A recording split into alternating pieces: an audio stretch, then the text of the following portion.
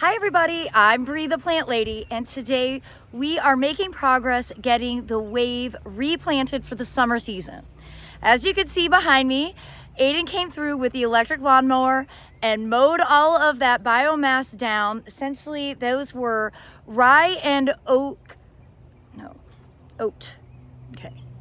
Hi everybody, I'm Bree the Plant Lady, and today we are making major progress getting summer gardens installed. So behind me you can see the wave bed has been mown down. Essentially what Aiden did is he took the electric lawnmower and then he mowed all of those stalks from the rye and oats that were planted all winter so that they will just decompose in place. We don't remove the root system, we allow those roots to decompose as well. All of that adds organic matter and significantly improves the soil that we're growing in. So our next steps now include a few different processes. We're going to do some tree work.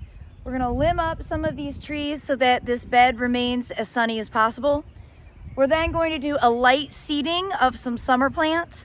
We're going to mulch it, and then ultimately we're going to get it replanted with a few key things, including Thailand giant Colocasias and Treasure Island sweet potatoes.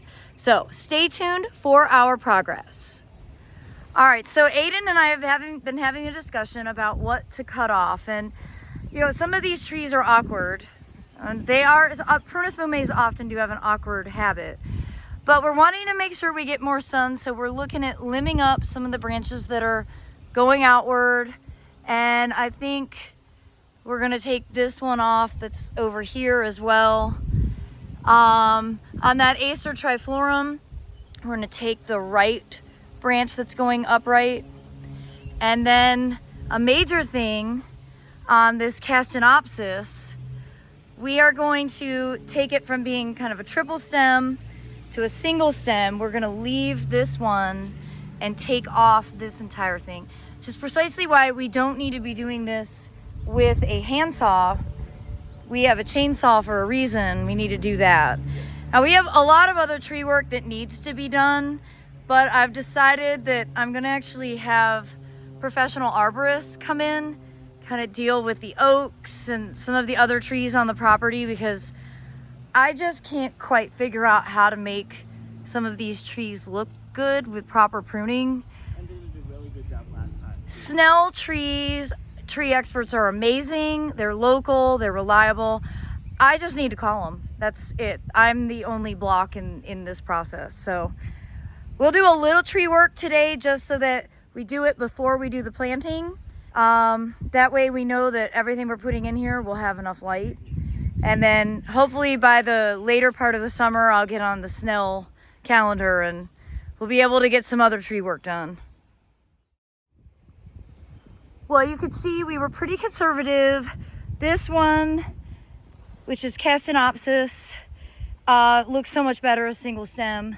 And I know that it'll really start to fill out more through the summer season. With the Prunus mume, we just couldn't figure out a way to make it not look awkward.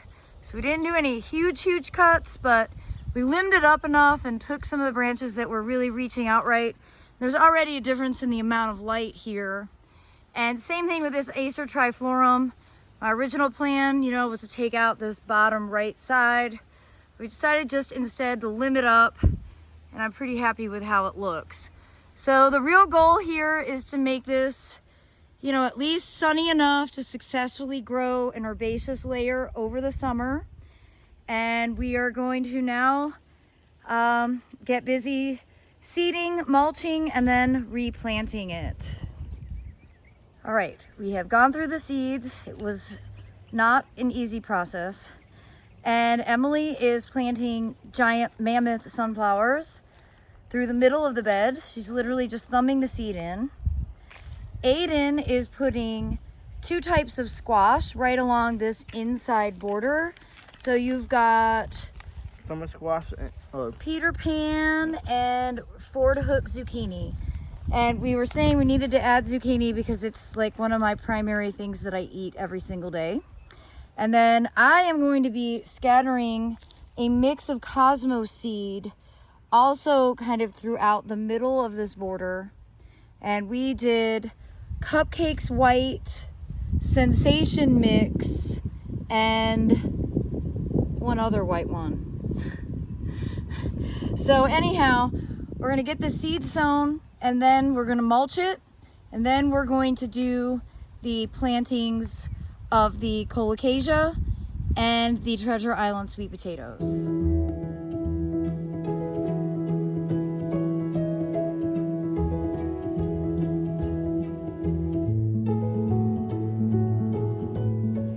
All right, the sweet potatoes that we planted are a mix of 3 cultivars from the Treasure Island series.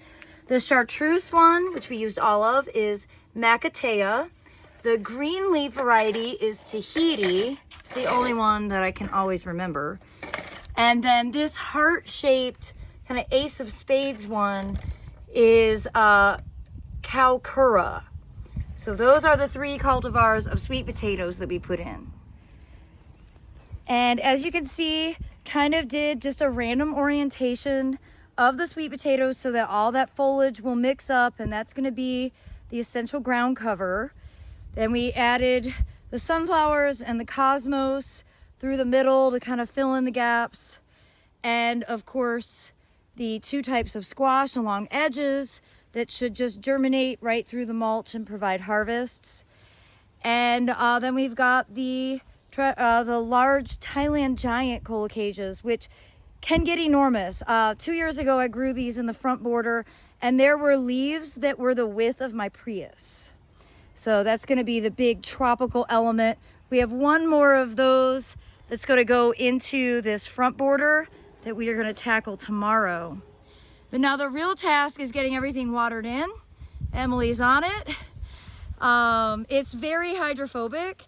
The ground is very dry. It's crazy how wet we were to be as dry as we are now, especially considering it hasn't been that warm.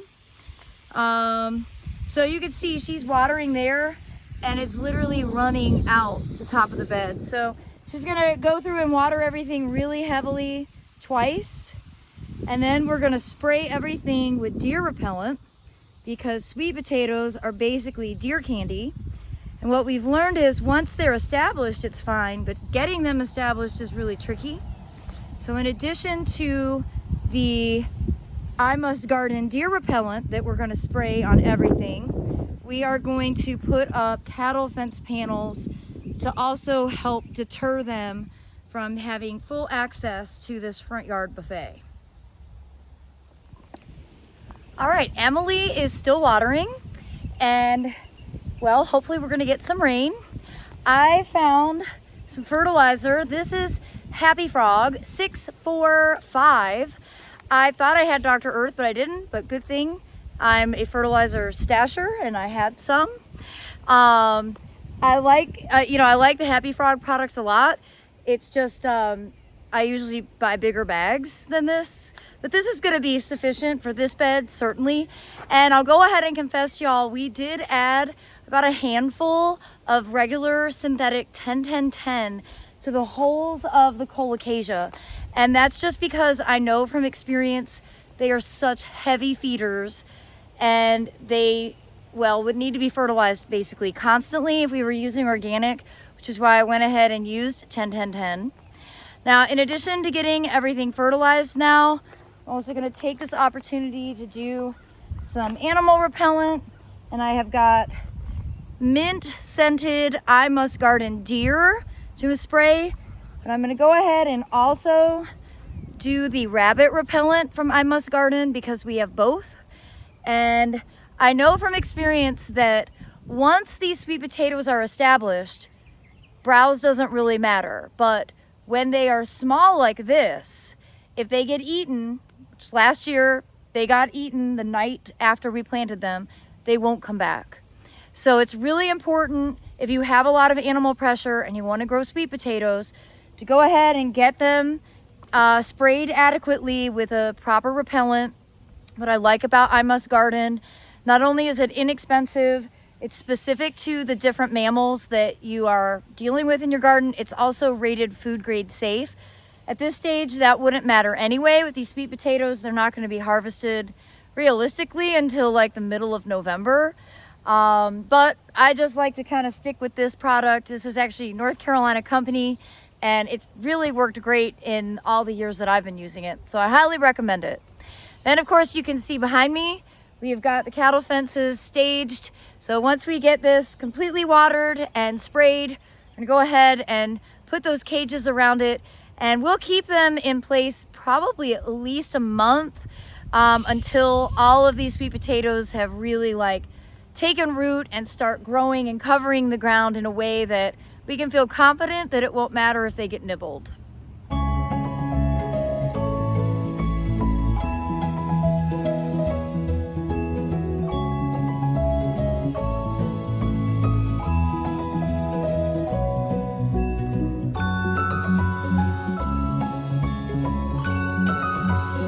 All right, we've got the cattle fence in place.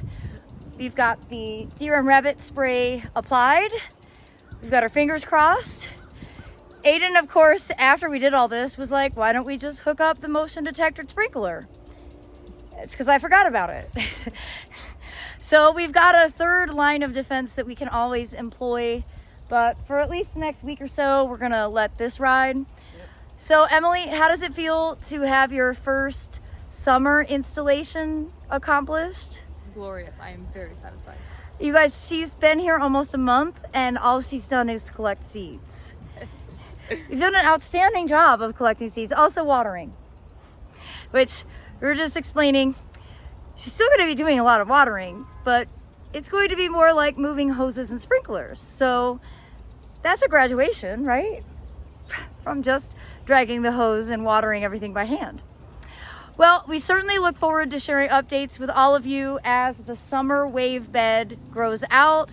I think it's going to be really dynamic. Of course, we planted far more than necessary, but that's kind of my approach because you'll never get 100% germination, and there's really no guarantee that we're gonna keep up with the animals that like to come in and eat the sweet potatoes. So hopefully we will, but I think we've got a lot of backup plants in here that it'll be interesting and engaging for the whole duration of the warm season, and we'll be able to harvest from it. So be sure to subscribe, please give this video a like, and we look forward to sharing updates in future weekly garden tours. Thanks so much for watching, everybody. Happy gardening.